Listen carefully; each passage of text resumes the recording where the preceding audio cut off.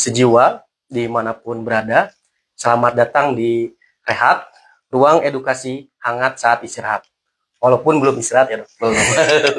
Oke, di episode 24 ini kita akan membahas topik yang sebenarnya sudah umum dan mungkin masyarakat juga sudah mengetahui itu, mengenai DBD atau demam berdarah denggi.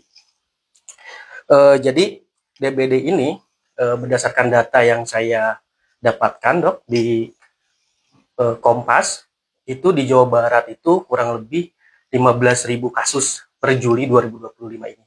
Dan diantaranya 49 meninggal dunia akibat penyakit DBD. Nah, cuma yang menarik di Rehat episode hari ini, kita akan hubungkan ya DBD dengan sudut pandang mungkin masih belum familiar terkait patologi klinik. Nah, saya tidak sendiri. Saya sudah bersama dengan narasumber, dokter yang luar biasa, yaitu Dokter Muhammad Wirawan Adityo, SPPK. Halo dok, selamat pagi dok. Selamat pagi Kang Teguh. Ya. Bagaimana kabarnya Kang? Alhamdulillah sehat dok. Alhamdulillah. Dokter sendiri bagaimana? Saya pengen 1 menit sampai 2 menit coba kenalan dulu. Siapa sih? Dipanggilnya dokter siapa dok? Saya dipanggilnya Dokter Wira. Dokter Wira ya. Saya Dokter Wira, dokter yang bertugas di laboratorium Rumah Sakit Jiwa Provinsi Jawa Barat. Ya. Jadi memang untuk skup patologi klinik ini kita belum terlalu familiar. Mungkin dari masyarakat dikenalnya dengan dokter laboratorium. Nah memang jadi tugas kami pun menginterpretasi hasil laboratorium. Jadi kalau misalkan Bapak Ibu, akang teteh semua pernah ke laboratorium, mungkin laboratorium swasta, atau laboratorium di rumah sakit pemerintah. Jadi di sana ada dokter yang bertugas untuk melihat apakah hasil laboratorium yang dikeluarkan sudah valid atau tidak. Oh iya. Berarti memang kerjanya seperti di belakang layar ya? Betul. Jadi lebih kami di petugas belakang layar, tidak menghadapi pasien sebenarnya. Cuma memang punya peranan penting ya dok? Sangat penting. Penting sekali. Nah, mungkin sobat-sobat sejiwa nih penasaran nih dok. Apa sih gitu kan patologi klinik? Terus apa sih hubungannya nanti dengan demam berdarah? Ya saya sudah siapkan beberapa pertanyaan. Wah, ya dok. Luar biasa kan. Mungkin di pertanyaan dasar dulu nih dok. Siap. Sebenarnya apa sih dok demam berdarah itu? Ya. Jadi secara singkat, DBD atau demam berdarah denggi merupakan penyakit infeksi yang diakibatkan oleh gigitan nyamuk Aedes aegypti. Mungkin kalau kita semua pernah dipelajari ya kan ya, di tingkat sekolah dasar, tingkat sekolah menengah, sampai tingkat sekolah lanjutan. Jadi kita namakan ada nyamuk Aedes aegypti. Itu nyamuk yang lebih kita bisa lihat, ciri-cirinya itu ada belang-belang biasanya. Dan dia biasanya beroperasi ya, jadi mungkin dia menggigitnya itu pada waktu pagi sampai siang hari, beda dengan nyamuk-nyamuk yang lainnya. Oke, seperti itu. Nah, biasanya penyakit DBD ini ditandai dengan adanya demam, biasanya demamnya juga sangat tinggi ya, bisa sampai 39 sampai 40 derajat Celcius suhunya. Juga adanya nyeri-nyeri otot dan nyeri-nyeri sendi, itu lumayan sakit, dan nyeri di belakang kepala, dan juga ada tanda-tanda pendarahan misalnya. Nah, ini biasanya harus kita cegah. Jangan sampai pasien itu masuk atau ada tanda-tanda pendarahan, karena itu sudah merupakan tanda yang lebih lanjut. Seperti itu mungkin ya. Oke. Jadi sebenarnya DBD ini sumbernya itu dari nyamuk ya? Betul, gigitan nyamuk. Gigitan nyamuk. Oke. Lalu apa sih dok tugas dan peran seorang dokter patologi klinik ya? Nah kalau dikaitkan dengan penyakit DBD tersebut, nah sejauh mana nih peran dokter patologi klinik ini untuk mendiagnostik atau melakukan penanganan untuk kasus-kasus DBD dok? Baik, terima kasih Kang Teguh. Jadi kalaupun kita sehari-hari nih, misalkan Bapak Ibu atau Kang Teteh, ada yang mengeluh, khususnya sudah 2-3 hari, ada demam, terus kurang nafsu makan, atau ada nyeri di bagian otot dan sendi, pasti kita akan nanti ke fasilitas kesehatan. Bisa fasilitas kesehatan tingkat pertama atau tingkat lanjutan. Nanti pasti dokter nanya nih, apa gejalanya Bapak Ibu, atau apa yang dirasakan. Nah, misalkan, demam nih sudah 2-3 hari, juga misalkan, nyeri-nyeri otot saya dok, ada juga mungkin ada ruam-ruam atau titik-titik merah. Nah, itu salah satu tanda khas dari DBD. Nanti dokter akan menyarankan kepada pasien, oh ya sudah Bu, seperti itu kita coba cek lab dulu ya Bu ya. Ya. Nah, cek lab dulu. Nah, nanti pasien akan diambil darah dan darahnya itu akan kita analisiskan. Jadi kita lakukan pemeriksaan hematologi atau pemeriksaan darah ya secara lengkap. Nanti kita lihat dari parameternya ada hemoglobin, ada leukosit atau sel darah putih, trombosit atau keping darah, dan juga dari hematokrit. Nah, inilah mungkin parameter-parameter yang penting untuk penyakit DBD. Contohnya pada penyakit DBD biasanya ada penurunan dari trombosit atau keping darah. Bisa sampai di bawah 100.000. Nah, ini mungkin salah satu indikasi dari pasien harus dirawat di rumah sakit. Mungkin seperti itu. Dan juga nanti ada peningkatan hematokrit yang di sini bisa mengakibatkan mengindikasikan adanya kebocoran plasma. Nah, ini salah satu tanda bahaya juga untuk demam berdarah. Jadi tugas kami adalah memastikan bahwa hasil pemeriksaan itu akurat untuk nanti membantu dokter klinisi membantu menegakkan diagnosis dari DBD sendiri. DBD tersebut. Oke, luar biasa sekali. Jadi memang eh, DBD itu tidak terlepas dari pemeriksaan labnya ya. Betul, ya. Membuat Menegakkan diagnosis ya, betul. Menegakkan diagnostiknya tersebut tadi yang sudah dijelaskan oleh Dokter Wira. Oke, sangat menarik Dok. Saya juga baru tahu nih Dok, bahwa patologi klinis itu ada dokternya gitu ya. Betul. Ada dokternya yang memang di belakang layar ikut berperan untuk menegakkan diagnostik tersebut. Oke, berarti kalau secara dasar patologi klinis itu kedokteran yang menerangkan tentang cairan tubuh atau seperti apa? Betul. Jadi kami adalah dokter yang memeriksa atau menganalisis hasil pemeriksaan laboratorium. Yang mana kita tahu hasil laboratorium itu diambil dari cairan tubuh yang terdapat pada manusia atau pada pasien. Cairan tubuh ini terdiri dari darah, misalnya kan ada air seni atau air urin, bisa juga dari dari feses atau kotoran, dan juga tadi misalkan dari cairan-cairan tubuh yang lainnya seperti itu. Jadi sangat luas ya Dok ya? Ya, jadi tidak hanya berhubungan dengan darah saja. Enggak, jadi dari urin pun bisa seperti itu. Nih balik lagi nih Dok ke DBD ya Dok ya. Nah ini DBD ini Dok, kadang pengalaman saya pun sering tertukar atau mungkin ya diagnosis itu kayak hampir sama dengan tipoid atau tipes gitu. Ya. Nah sebenarnya apa sih bedanya Dok antara dua penyakit tersebut gitu? Ya, memang mungkin dari masyarakat kita mungkin beberapa masih bingung ini. Jadi bedanya apa sebenarnya dari DBD dan tipes. Nah, jadi mungkin ada beberapa perbedaan kan yang bisa kita lihat dari dua penyakit ini. Yang pertama dari penyebabnya. Kalau untuk DBD itu virus. Pavivirus ya. Virus DEN, ada DEN 1, DEN 2, dan 3, DEN 4 itu serotype-nya. Sedangkan kalau untuk tifoid atau masyarakat awam bilangnya tipes itu oleh bakteri. Bakterinya namanya bakteri Salmonella TVI. Seperti itu. Yang kedua dari demamnya. Biasanya kalau untuk demam dari dengue ini dia sangat suhunya sangat panas biasanya. Sampai 39 sampai 40. Sedangkan kalau untuk demam yang dari tifoid itu biasanya demamnya subfebris ya. Jadi mungkin ada 38 gitu, tidak terlalu panas. Dan juga dari masanya mungkin dia 1-3 hari untuk dengue ini sudah sangat berbahaya. Kalau untuk demam tifoid dia bisa berminggu-minggu. Secara lebih spesifik mungkin seperti itu. Ya karena saya sendiri pun keluarga gitu Dok. Kadang dicek darah, diambil sampelnya. Diagnosa pertama tipes, tapi ternyata setelah dikaji lagi masuk DBD. Ya, mohon. Jadi memang pemeriksaan lab itu sangat perlu. Soalnya kalau kita cuma menganamnesa atau cuma mewawancari pasien, biasanya dia demamnya kurang suka kita bedakan kan. Jadi biasanya kalau untuk pemeriksaan demam berdarah tadi mungkin kita ada pemeriksaan yang dasar seperti pemeriksaan hemoglobin, terus ada hematokrit juga dan trombosit. Mungkin ada juga pemeriksaan lebih yang canggih seperti nanti mungkin bisa dibahas untuk NS1 dan IgG dan IgM anti dengue seperti itu. Sedangkan kalau untuk pemeriksaan tifoid atau tipes biasanya ada pemeriksaan Widal kan yang paling sederhananya, dan juga mungkin nanti ada pemeriksaan Tubex atau IgM anti tifoid seperti itu. Untuk DBD sendiri Dok, sekarang kan seminggu ya, mungkin sekarang hari ini lagi cerah gitu ya. Betul. Kemarin-kemarin hujan gitu ya, di sini juga lumayan cukup deras gitu. Nah ini DBD ini faktor cuaca atau seperti apa Dok? Atau bisa muncul di cuaca kapanpun? Ya. Jadi kalau melihat dari DBD ini kan penularannya itu dari gigitan nyamuk. Ya. Nah, selama nyamuk Aedes aegypti yang ada, sebenarnya DBD ini bisa terjadi kapan saja. Akan tetapi biasanya akan diperparah atau diperburuk oleh cuaca.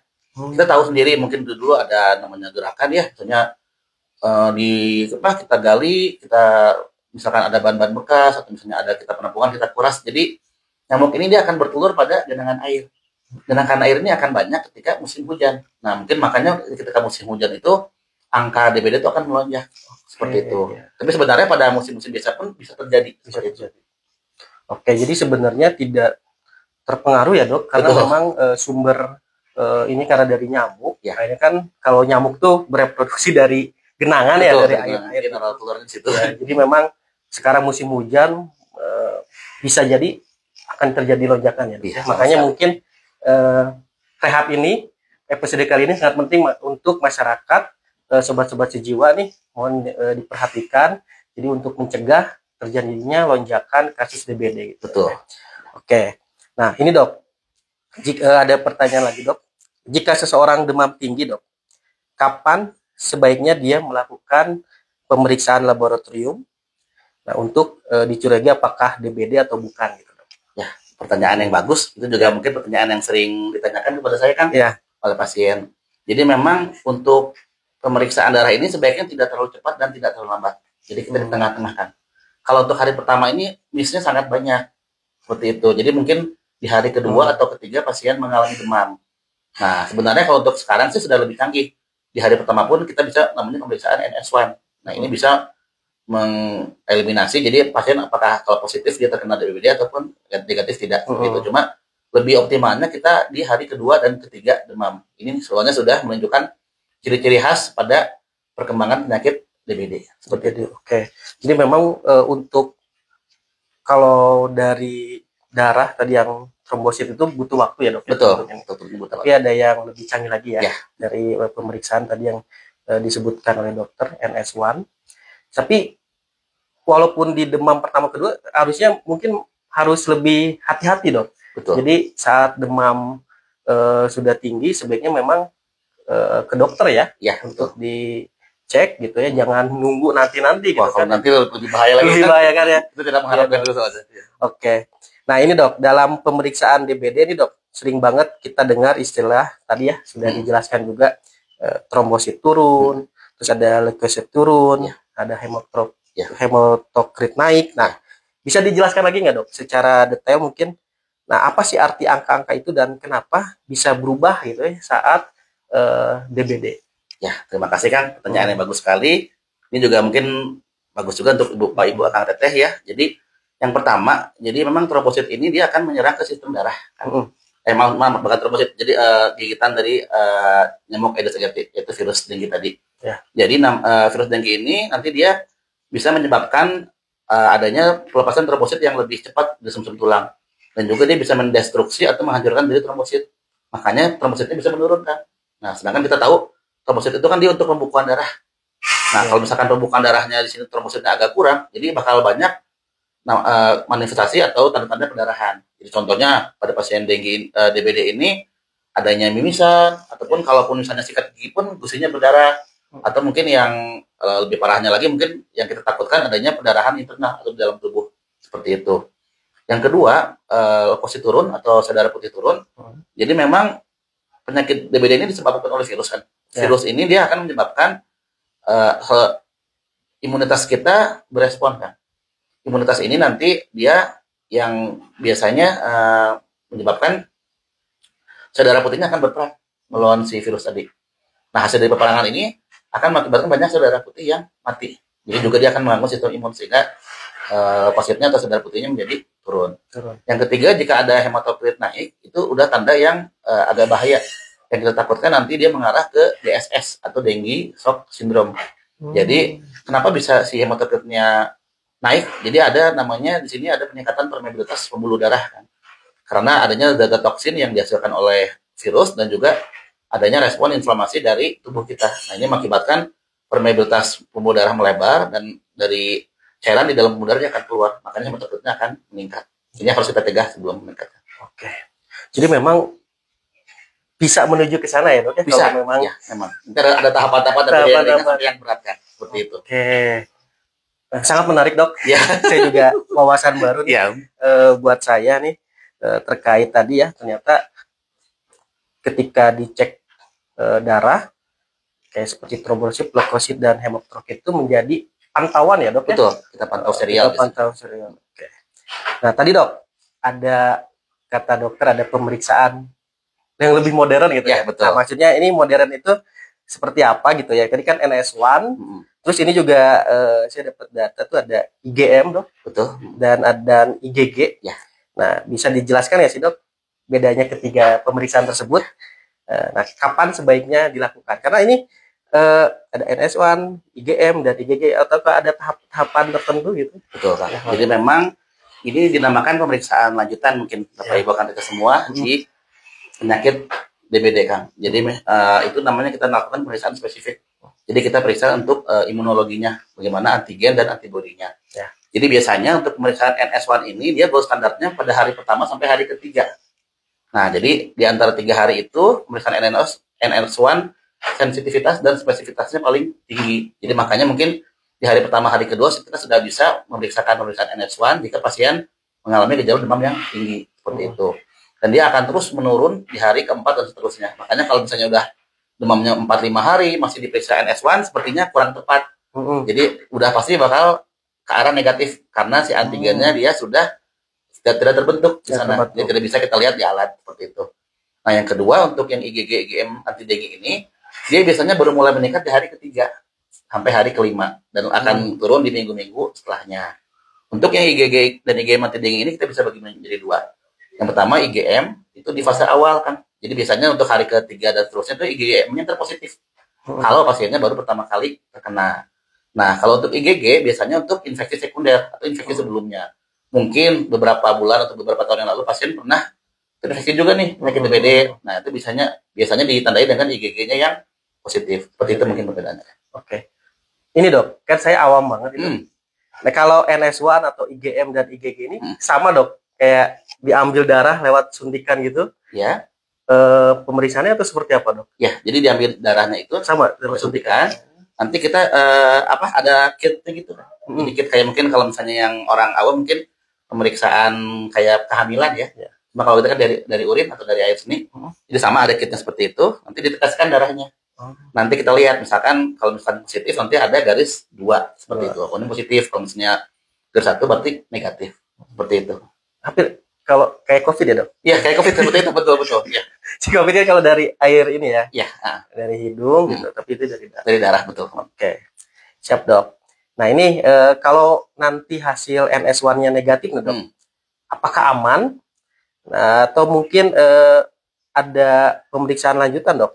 Ya, jadi mungkin tadi ya, betul kan. Jadi mungkin kembali lagi kepada hasil dari pemeriksaan dokter. Jadi kita ada pemeriksaan anamnesis atau wawancara dan pemeriksaan fisik kan.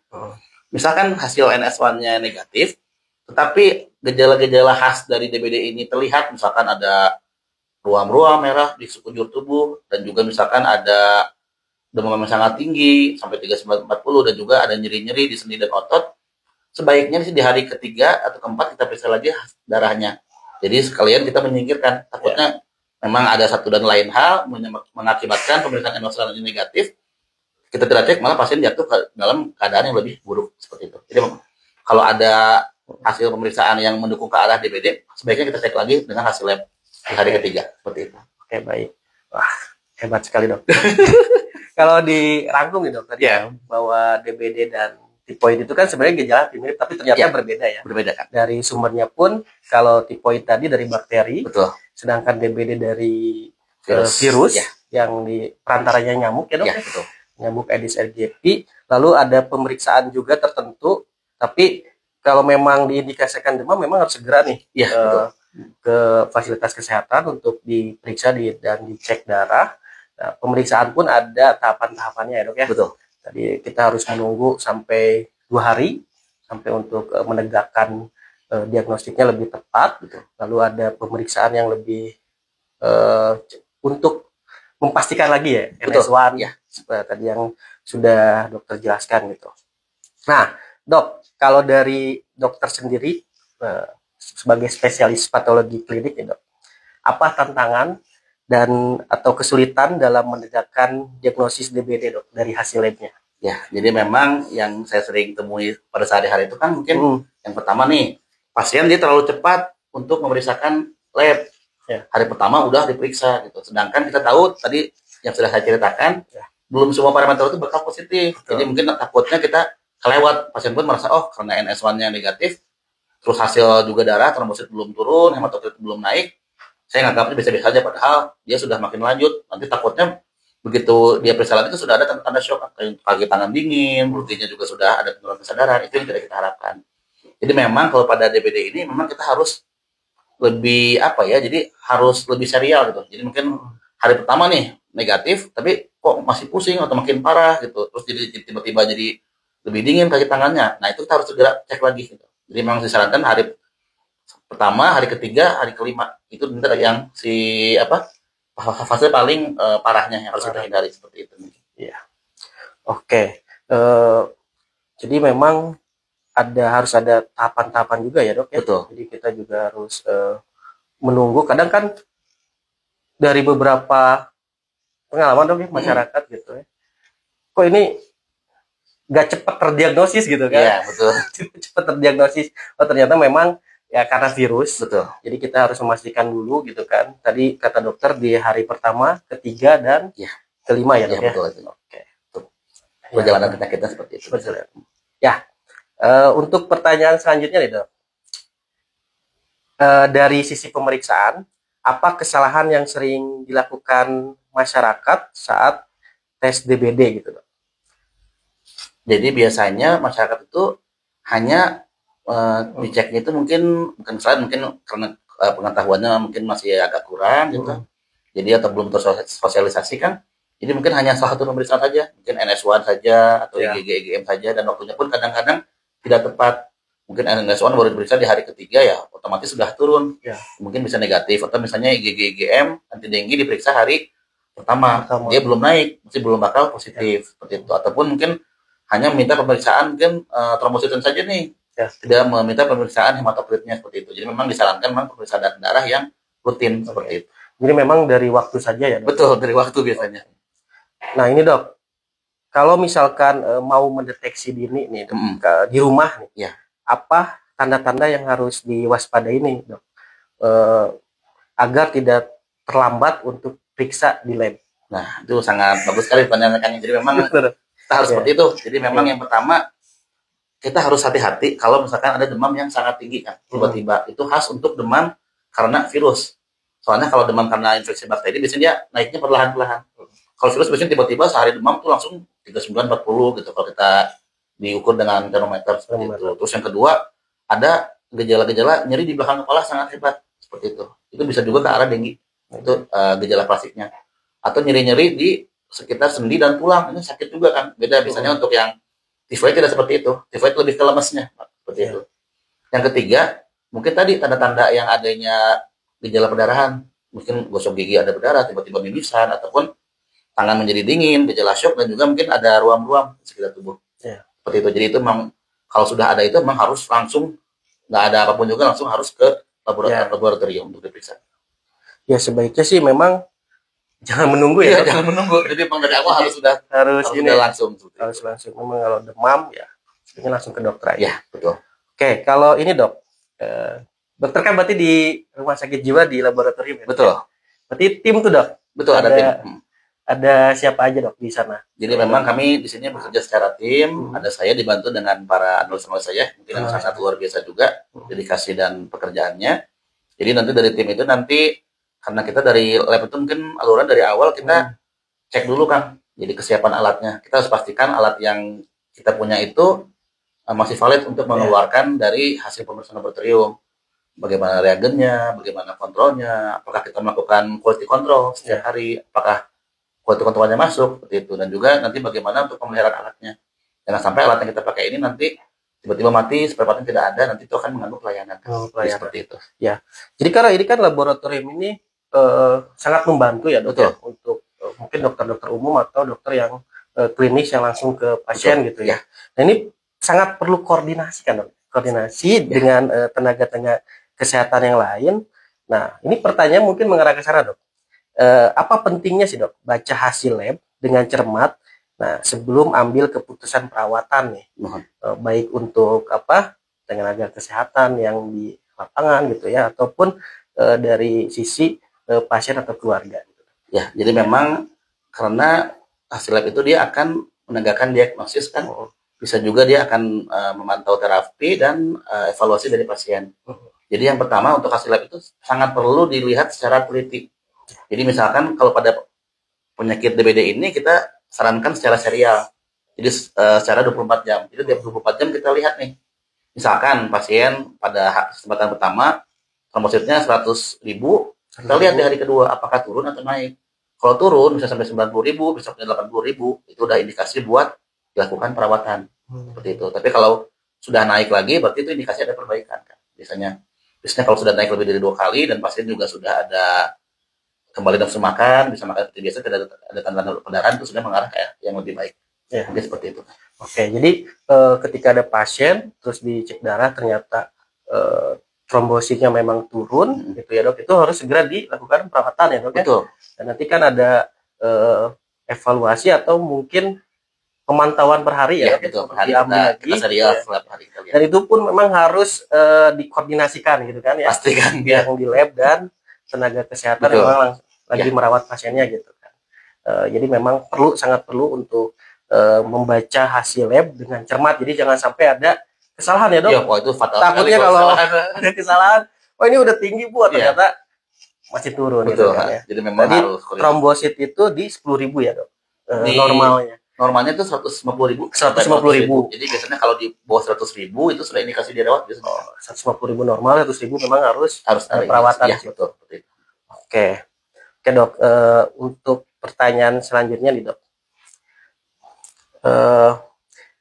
Apakah ada nih dok dari sisi laboratorium pemantauan tertentu atau screening tertentu dari DBD ini? Ada nggak sih dok selain kayak ambil darah? Ada nggak sih kalau di sana tuh dokter dengan tim gitu ya untuk memantau selain dari pemeriksaan darahnya? Jadi memang modalitas kalau kami dari laboratorium memang dari cairan tubuh sebenarnya, tapi memang mungkin perlu juga dari bantuan dari teman-teman di rumah sakit, mungkin dari kesehatan lingkungan, semuanya kita lihat nih, misalkan sekarang lagi musimnya DBD, jadi mungkin kalau ada misalkan di sekitar lingkungan kita ada ban-ban yang bekas itu, atau misalnya ada tempat air yang tidak terpakai, itu memang harus segera kita usahakan biar tertutup seperti itu kan. Dan nanti mungkin kalau untuk kami sih, kami lihat trennya nih kan, mungkin di bulan ini sudah adanya peningkatan, mungkin kita bisa lapor juga ke Dinkes, kita koordinasi, dan mungkin perlu ada mungkin fogging seperti itu, jadi untuk ada upaya juga koordinasi dengan kesehatan lingkungan. Oke.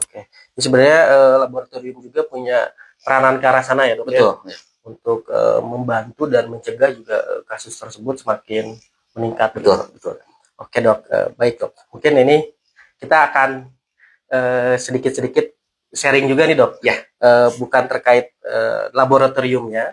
Ini mungkin dari pengalaman dokter atau dari apa yang sudah dokter lakukan gitu ya. Apa pesan penting untuk masyarakat nih dok, biar gak menyepelekan demam berdarah? Karena per Juli ini kan ada 15.000 kasus di Jawa Barat, sangat meningkat. 49 itu memang dikatakan meninggal dunia. Gitu. Nah, pesan dokter untuk masyarakat seperti apa? Ya, terima kasih. Mungkin Bapak Ibu akan kita semua, pesan dari saya mungkin yang pertama, kita jaga kesehatan paling penting, karena juga di sini imunitas sangat penting kan, karena dengan imun yang sehat tidak turun, itu dia akan kita bisa lebih siap dalam menghadapi penyakit. Yang kedua dari kesehatan lingkungan kan, jadi misalnya kita lihat di sini kita mungkin harus lebih acuh ya, jadi kita harus lebih paham lingkungan kita nih, misalkan ada genangan air, atau misalnya ada bak yang belum terkuras, atau misalkan ada barang-barang bekas harus kita timbun seperti itu. Jangan kita baru nanti ribut setelah ada mungkin tetangga yang mengalami demam berdarah. Biasanya kalau ada satu daerah yang kena demam berdarah, dari dinas akan turun kan, dia melakukan surveillance biasanya. Daerah itu biasanya dilakukan fogging, terus dilihat apa yang kira-kira faktor penyebabnya. Jadi jangan sampai dia menjadi wabah dan menjadi KLB. Kita cegah sebelum itu. Soalnya kalau sudah dia demam, udah semuanya, itu bakal lebih susah, karena nanti bakal memerlukan perawatan dan sebagainya. Jadi kita mengurangi dampak ke sana. Oke. Kalau dari pemerintah sendiri mungkin ada 3M itu ya? Betul kan. Menguras gitu ya. Oke. tadi kan sebenarnya udah dijelaskan juga ya tips gitu ya. Kita Iya. harus jaga lingkungan juga gitu kan. Coba periksa apakah ada genangan Betul. air gitu di sekitar rumah, itu menjadi sumber memang takutnya nyamuk berkembang biak di sana gitu. Nah ini dok, terakhir mungkin dok ya, Ya. pesan untuk tenaga kesehatan atau petugas lab yang sering berhadapan dengan kasus DBD dok. Ya. Ada yang mau dokter sampaikan? Ya, terima kasih. Mungkin ini juga saya cuma sekedar mengingatkan saja, mungkin rekan-rekan sejawat juga sudah terbiasa dan sudah pada paham kan. Jadi yang pertama kita ada namanya nilai kritis kan ke laboratorium. Jadi itu nilai yang harus dilaporkan segera baik ke pasiennya ataupun ke dokter di PJP atau dokter penanggung jawab pasien. Misalkan trombosit di bawah 50.000, nah itu udah nilai kritis kan. Nah ini apa perlu dilakukan transfusi trombosit atau tidak, seperti itu. Dan juga mungkin dari misalnya hematokrit yang sudah melebihi nilainya, nilai normalnya, berarti kan ada kebocoran plasma. Nah seperti itu mungkin harus juga segera dilaporkan. Jadi nanti akan berpengaruh pada perawatan pasien. Jadi semakin lama kita melaporkannya atau kita mungkin nggak ngeh terhadap nilai-nilai itu, nanti akan berakibat lebih bahaya pada pasien. Pasien mungkin yang seharusnya bisa pulang atau ke arah yang lebih baik bisa malah nanti sampai ke ICU seperti itu kan. Jadi memang sangat-sangat penting nilai-nilai ini dan memang harus dilaporkan segera dan harus dicek secara berkala seperti itu. Dan kita lihat, kita kan mengharapkannya ada perbaikan setelah dilakukan terapi dengan obat dan juga dengan infus dan sebagainya. Jadi mungkin saran saya mungkin itu lebih teliti lagi melihat nilai-nilai dan mungkin lebih cepat melaporkan kepada yang berwenang. Ya. Terus ini dok, kalau misalkan si misalkan udah dikatakan sembuh tapi trombositnya tadi belum dalam batas normal, itu seperti apa dok? Nah, jadi juga saya pengalaman juga dan juga saya sharing dengan dokter anak dan dokter di dalam gitu. Jadi menurut yang sudah para ahlinya itu memang trombosit itu tidak harus kembalikan misalnya sampai ke 110.000 kan. Itu bakal bisa sampai 2 mingguan lebih. Bakal lama, nggak mungkin pasien dirawat dong selama 2 minggu. Selama 2 minggu ya. Jadi nah, misalkan sudah dari pasien itu misalkan sudah ada perbaikan nih. Perbaikan bisa kita lihat dari mana? Yang pertama dari misalkan nafsu makan. Nafsu makannya sudah ada, gitu sudah enak. Biasanya kalau sakit kan semua kerasa nggak enak kan. Ada pahit gitu ya, jadi nggak enak. Ini sudah mulai ada rasa, berarti sudah ada perbaikan. Yang kedua, biasanya pasien itu sudah boleh pulang jika ada kenaikan trombosit 2 kali selama 2 hari berturut-turut. Nah itu biasanya sudah ada indikasi buat pulang. Walaupun mungkin kenaikannya belum sampai 110.000. Seperti itu mungkin. Jadi, tapi nanti harus tetap dikontrol ya dok? Betul, kontrol lagi. Kalau nanti close lagi kita seperti itu. Ya, oke. Nah makanya ini harus diperhatikan juga nih. Biasanya udah sembuh, udah pulang. Nanti lemes. Terus tiba-tiba gak pernah kontrol lagi, dirawat lagi gitu ya. Itu harus dihindari oleh sobat-sobat sejiwa ya. Jangan sampai seperti itu. Ini ada pertanyaan juga nih dok. Ya, mangga. Dari mana, TikTok atau di mana? Dari Instagram dok. Ya. Kalau anak demam tinggi, kita cek lab hari keberapa ya dok? Apa sama seperti orang dewasa 2-3 hari kalau sudah demam, atau ada perbedaan kalau untuk anak? Baik, terima kasih. Pertanyaan yang sangat bagus kan. Tadi mungkin sudah juga dijelaskan. Memang optimalnya itu di hari kedua, hari ketiga untuk pemeriksaan NS1. Cuma dia sudah mulai bisa dilakukan juga sejak hari pertama. Seperti itu teh. Coba mungkin hasilnya ini mungkin jangan kita interpretasikan secara gamblang gitu. Jadi memang harus ditanyakan lagi ke dokter. Misalkan NS1-nya dia negatif, tetapi mungkin gejala khas, gejala klasik untuk DBD, tetap di hari ketiganya harus kita lakukan lagi pemeriksaan laboratorium. Jadi untuk memastikan nih, syukur-syukur alhamdulillah, misalkan memang dari hasil pemeriksaan laboratorium, trombosit dan hematokritnya aman. Nah, ketika itu aman, insya Allah itu mungkin demamnya demam virus biasa. Seperti itu. Jadi mungkin harus kita cross-check. Tapi kalau sudah positif sih, tentu kemungkinan itu lebih spesifik ke tadi si penyakit DBD tadi kan. Jadi bisa langsung dilakukan konsultasi ke dokter yang bersangkutan. Ya. Jadi dok, mungkin tidak ada perbedaan yang signifikan antara dewasa dan anak. Jadi kurang lebih hampir sama. Hampir sama. Betul. Cuma kita memang harus pantau dari hasil labnya tersebut. Dan juga mungkin kalau buat anak, karena mungkin anak-anak kecil gitu, terutama di bawah 5 tahun, balita, mungkin belum bisa mengungkapkan dia sakit nggak? Oh enggak, katanya. Jadi memang anak-anak belum se-ekspresif kita. Jadi memang kita sebagai orang tuanya yang harus lihat tanda-tandanya, mungkin ada tanda-tanda ruam-ruam, kadang-kadang dia diem, orang takut disuntik, takut apa dia diem aja, dibilang panas enggak, padahal di sini panas. Memang kita harus dari orang tuanya harus lebih proaktif lagi seperti itu mungkin. Ada lagi teh? Ada lagi dok, masih dari Instagram. Apakah orang yang sedang dalam fase pemulihan masih bisa menularkan virus dengue lewat gigitan nyamuk? Ya, ini juga pertanyaan yang bagus ini. Jadi memang kalau ini sebenarnya sih tidak bisa menularkan secara langsung ya, karena memang harus ada gigitan nyamuk dulu nih. Tapi takutnya si orang yang lagi sakit ini digigit nyamuk, nah nyamuknya ini menggigit orang yang lain. Nah itu lebih bahaya lagi gitu. Tingginya bisa lebih berat karena dia sudah ada tadi dari mutasi dari seorang yang sebelumnya. Tapi kalau misalnya langsung dari orang yang dirawat ke orang sehat sih setahu saya nggak ada ya. Jadi memang harus ada gigitan nyamuk nih. Ini si vektornya atau si pembawa dari si penyakitnya. Jadi memang yang harus diberantas tuh sarang-sarang nyamuknya, dan nyamuknya sendiri. Gitu. Seperti itu mungkin. Jadi lebih berbahaya dok. Iya. Jadi kalau misalkan nih si nyamuk ini udah 3 kali. Iya. Jadi kan ada kita tuh ada namanya serotype kan untuk si virusnya itu. Jadi ada kayak jenisnya lah. Kalau misalnya kita jenis mobil mungkin ada yang Toyota, ada yang Honda seperti ini juga ada DN 1, DN 2, DN 3, DN 4. Nah, ini di antara ketiga ini ada beberapa yang lebih berbahaya dibanding yang temannya.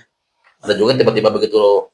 Jadi kadang-kadang pada setiap pasien itu beda-beda kan. Ada yang demam dulu, habis itu baik bagus lagi. Ada yang tiba-tiba demam, langsung penurunan. Itu tergantung jenis si virusnya yang menyerangnya yang mana gitu. Oke, itu wawasan baru juga nih. Iya, betul. Saya kira pemikiran saya tuh kalau nyamuk udah 1 kali gigit ya sebenarnya nggak akan pengaruh gitu, ternyata ada mutasi dan lain sebagainya. Bisa jadi untuk gigitan kedua lebih parah bisa lebih parah. Itu. Ada lagi teh? Ada dok dari TikTok. Wah luar biasa. Banyak. Tadi di Instagram, sekarang TikTok kita streaming di berbagai media. Dok, tadi disebutkan fogging, berarti kita harus sering fogging ya dok di lingkungan rumah untuk mencegah DBD. Nah ini fogging itu ini tuh dari pemerintah? Ya, memang program pemerintah. Tapi memang saya mungkin fogging itu kita lebih baik yang tadi yang 3M tadi kan seperti itu. Jadi kalau untuk fogging sih itu atas indikasi aja. Biasanya nanti ada program di pemerintah. Saya juga mungkin takut saya menjelaskan agak salah, tapi memang ada zat-zatnya itu yang bisa memakan untuk nyamuk sendiri gitu. Cuma mungkin nanti bisa dikonsultasikan lagi ke kesehatan lingkungan seperti itu berapa lama. Tapi biasanya kalau ada satu yang kena, nanti biasanya otomatis pemerintah turun. Jadi ada yang survive sana. Biasanya ada itu, apa perlu dilakukan fogging atau tidak. Seperti itu mungkin yang saya tahu. Oke. Ya.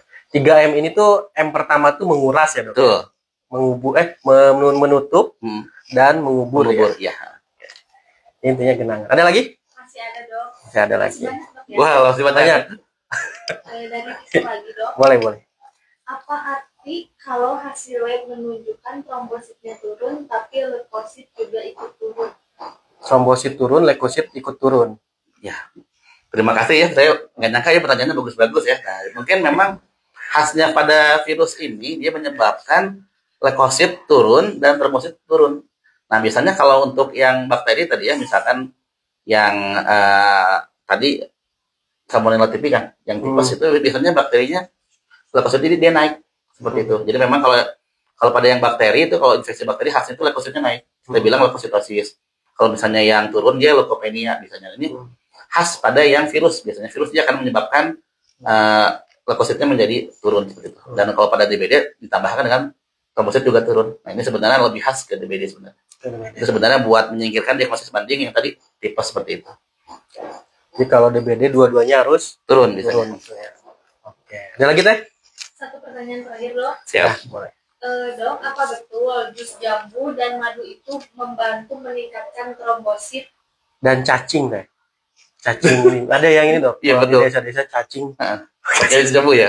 Wah, ini saya nggak nyangka ya pertanyaan, tapi bagus ya pertanyaannya. Memang jadi katanya memang saya juga lihat di jurnal-jurnal, saya juga sudah baca juga memang dari jus jambu ini dia bisa meningkatkan peran tubuh dalam memproduksi trombosit kan. Jadi memang ada zatnya di jus jambu ini. Mohon maaf saya agak lupa, mungkin bisa dicari lagi.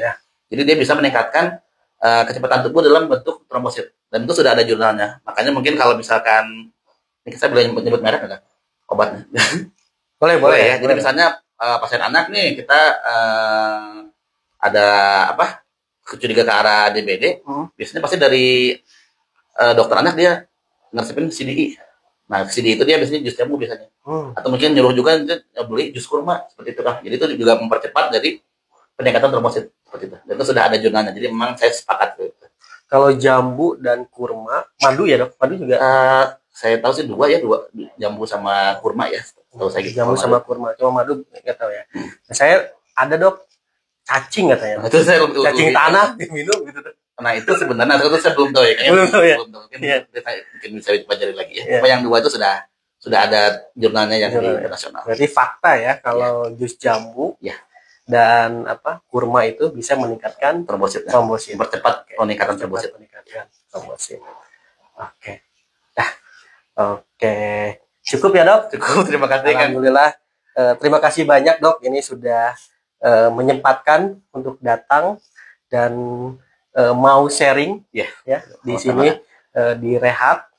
Mudah-mudahan bisa membantu pengetahuan dan wawasan yang sudah dokter berikan ke masyarakat, dan mudah-mudahan masyarakat dan sobat-sobat sejiwa dimanapun berada bisa mengikuti arahan dari dokter tadi ya, terkait mungkin ketika memang terjadi adanya demam tinggi gitu ya dok, harus segera memeriksa ke fasilitas kesehatan, mungkin yang dekat-dekat dulu ya dok, Ya, betul. puskesmas atau apa. Jadi jangan dibiarkan, jangan sampai menunggu demamnya tinggi Iya.